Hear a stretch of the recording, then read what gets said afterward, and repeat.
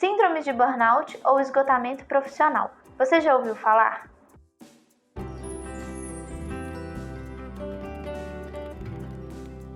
Meu nome é Renata Giovannini, eu sou psicóloga, psicoterapeuta na Clínica Casuly e hoje a gente vai conversar sobre o esgotamento profissional. A palavra burnout é a condição que identifica pessoas que se encontram fisicamente e emocionalmente cansadas e esgotadas porque realizaram um longo trabalho em um longo período de tempo. A expressão burnout vem do inglês burn out e não tem uma tradução específica, mas significa queimar o combustível de uma máquina por completo, ou seja, sem combustível o motor não funciona mais. E a ideia é exatamente essa, uma síndrome que define um extremo cansaço por conta de um excesso de produção. Essa patologia é de caráter depressivo e pode atingir qualquer área profissional, mas os casos mais comuns estão entre profissionais da área de saúde, professores, educadores, advogados, agentes bancários, administradores, entre outros. Porque essas profissões demandam muita competência, muita atenção, muita dedicação e geralmente também envolvem a vida de outras pessoas. As manifestações da síndrome de burnout geralmente acontecem de forma esporádica, através da má qualidade do sono, irritabilidade, desânimo ao acordar ou ao ter que ir trabalhar, pensamentos intrusivos e negativos relacionados também ao trabalho ou à rotina de trabalho. Mas tudo isso pode ser comum do dia a dia ou identificado por qualquer motivo através de qualquer outra explicação. Mas existem algumas fases que o profissional começa a viver antes de identificar e de perceber que o seu trabalho está em excesso. A primeira fase é marcada pela dedicação intensificada, onde há a necessidade de resolver as tarefas de trabalho, de fazer tudo sozinho, até de uma forma imediata. Já a segunda fase é quando as necessidades pessoais começam a ser deixadas de lado, mesmo sem perceber.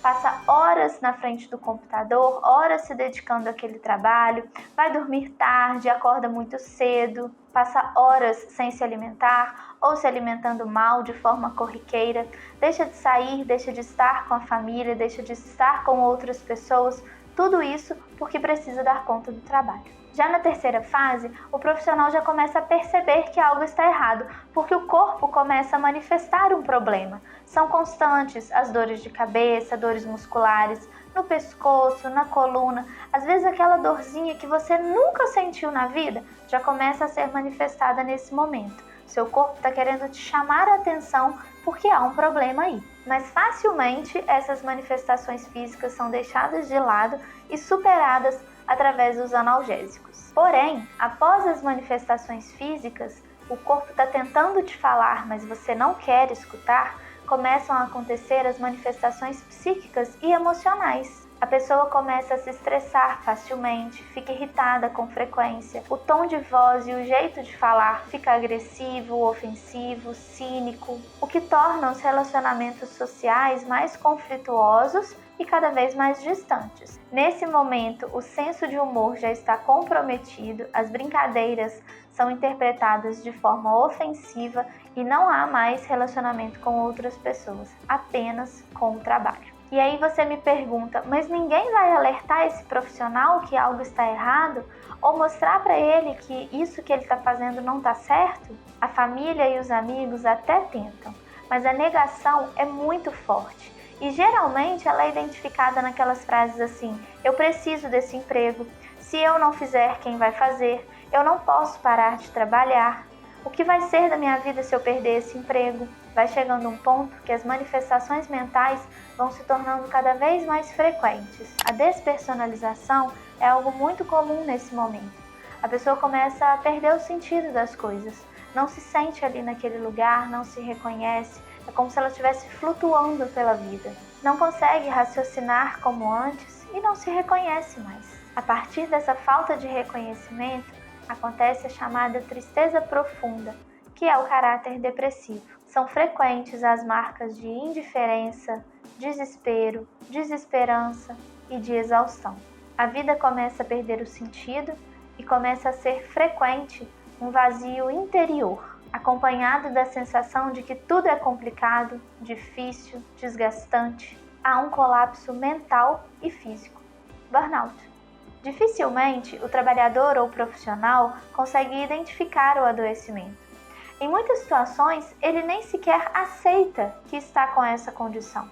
Em muitas situações, não se sente nem no direito de adoecer por conta do trabalho, algo que é tão natural, essencial e comum à vida humana.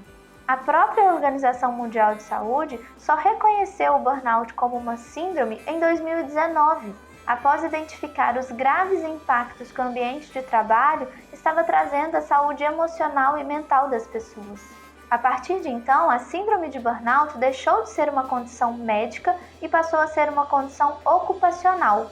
Isso significa que a síndrome de burnout não é uma disfuncionalidade da pessoa ou um transtorno mental, e sim um comprometimento causado excepcionalmente pelo ambiente ou pela rotina de trabalho. Se você se identificou com as fases do burnout, com os sinais, com os sintomas, ou se conhece alguém que está passando por essa condição, incentive e procure ajuda terapêutica.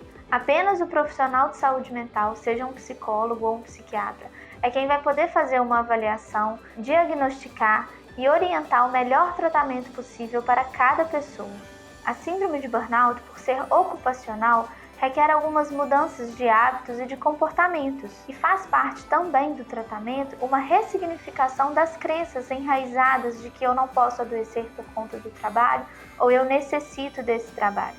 Você tem direito de ficar doente, você tem direito de receber tratamento adequado. Eu espero que você tenha gostado desse vídeo, indique ele para os seus colegas e se ficou alguma dúvida pode deixar aqui nos comentários. Até a próxima!